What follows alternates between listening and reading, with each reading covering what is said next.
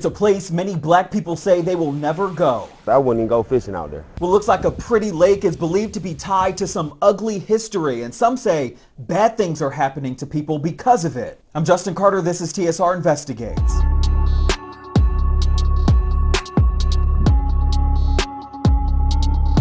We went around Atlanta asking black people, why don't you go to Lake Lanier? It's the biggest lake in Georgia. It's right outside of Atlanta, about an hour away. People go there to boat, fish, party, have a good time. But it's what's underneath the lake that some people have a problem with. Nah, man, it ain't worth it. It ain't worth it. I wouldn't even go fishing out there. Brave Barnett has lived in Atlanta his entire life, and Lake Lanier is not typically on his fun list. People jumping off the boat and drowning. You know what I'm saying? About 14 million people visit Lake Lanier every year, so it is inevitable that bad things do happen there. Boat accidents, fires, drownings. Even just in April, 24-year-old pro basketball player Dorian Pinson drowned after jumping off of a rented pontoon boat. Even this viral video, a young girl dancing on a boat, just slips right off. So far this year, we've had 7 drownings on Lake Lanier. Last year, we had 7 in total for the whole year. Mark McKinnon works for the Georgia Department of Natural Resources. The 176-foot lake is their responsibility. There's a lot going on underneath Lake Lanier. Old homes, old buildings. There are a lot of trees on the bottom of Lake Lanier.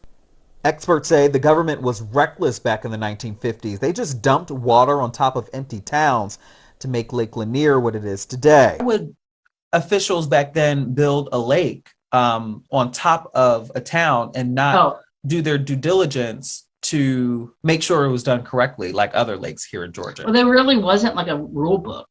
There was a lot of graves underneath every one of the lakes. Family graves, graveyards, African-American graveyards that weren't marked, slave graveyards that weren't marked.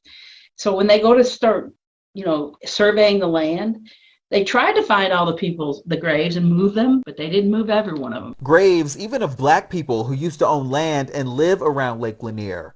One town called Oscarville was turned upside down when something bad happened in 1912. A white woman who lived in Oscarville named May Crow was found beaten and bloody in the woods, and she was 18 years old, and she eventually died of her wounds.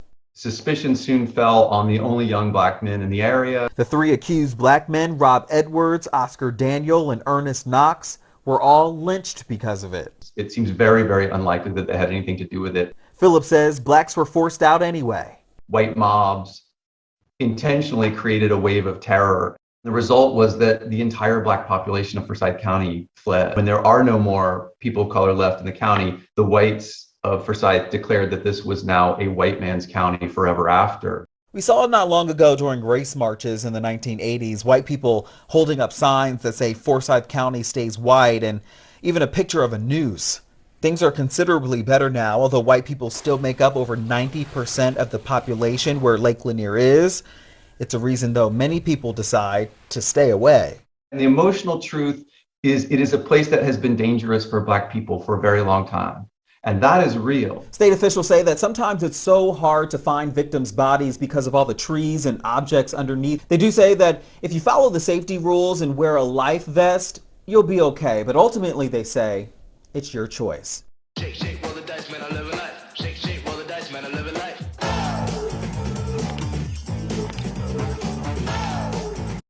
For TSR Investigates, I'm Justin Carter.